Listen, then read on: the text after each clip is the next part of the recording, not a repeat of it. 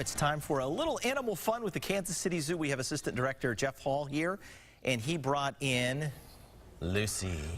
Is this a Burmese python, Geoff? Hi. How you doing? I'm doing great. It's great to be here. Actually, she's not a Burmese python, although a lot of people look at her and think that she is a boa constrictor. Oh, okay. She's a South American animal that is a constrictor, so they do eat by constricting and suffocating prey. Like choking something. Exactly. Yeah. All right, and so how big is she? Well, Lucy is about 7 feet now, but she could grow ultimately to about 13 feet long. Okay, and she's strong. I can feel the muscles in her Impressive, working. isn't it? Yeah, you can feel that is their primary weapon when they take down a rat or a big rodent to eat, and they use those muscles to suffocate.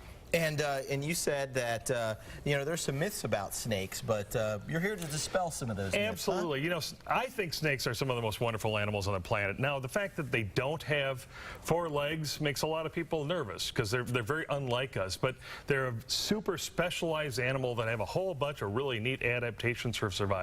Okay. And have the snakes moved to a new home at the Kansas City Zoo? They have. We did have the snakes in an area that we're now actually building our brand new penguin exhibit, so they needed to move, and we opened a brand new exhibit for them in the Australasia area. Okay. Now, this really feels, she's really smooth, but she's got these scales, and if you just hit them right, they kind of pick up just a little bit. Pretty impressive. Is that a way for a predator? Do they have a predator?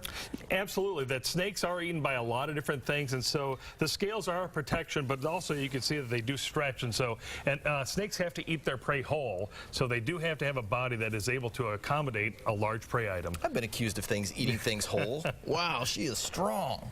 All right, let's talk about Boo at the Zoo. When is that? Well, Boo at the Zoo is actually happening in a couple weekends, the 27th and 28th. Okay, so next weekend. A great thing. Actually, this weekend we have Hoot and Howls, which is a very similar event, and so it's going to be a beautiful weekend to come out to the zoo. All right, and what's the primary age for Boo at the Zoo, and for Hoots and Howls or Boo at the Zoo? Well, I would say that children under 12 are probably the target audience. There's just a ton to do. There's a lot of different activities, face painting and pedal tractors and a rope maze. A lot of fun at the zoo. And trick-or-treating, right? You get to go around and get some candy. Trick-or-treating at Boo at the Zoo. That's absolutely. Right. All right, so when Halloween is over and you got all these pumpkins, because you guys will have hundreds of pumpkins out at the zoo, what do you do with all those pumpkins? Well, we have a great big pumpkin smash, and it's a super fun event in which we give all the pumpkins to the various animals throughout the zoo. There'll be timed events. When you come up to the zoo, you can find out when your favorite animal will be given a pumpkin to crush and eat. So like elephants, hippopotamus, etc. Exactly. So it is great. A lot of fun to see that. The elephants love it. Geoff Hall, thanks for coming in.